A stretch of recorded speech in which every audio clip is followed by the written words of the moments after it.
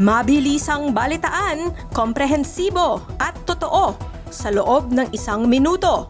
Simula na ang Diskurso Tidbits. Lacson magbabalik bilang chair ng Senate Blue Ribbon Committee. First Lady Liza Marcos, dedma sa umano'y koneksyon kay Maynard Ngu. Santander parang pinabili lang daw ng suka.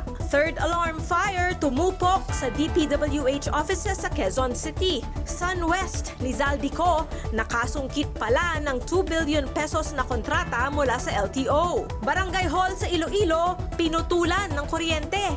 Hindi pala nagbayad simula 2023. Utang umabot sa 686,000 pesos. At Jillian Ward, nilinaw na hindi niya kilala si Chavit Singson. Never daw silang nagkita. Balitang mabilis, komprehensibo at totoo. Yan ang Diskurso Tidbits.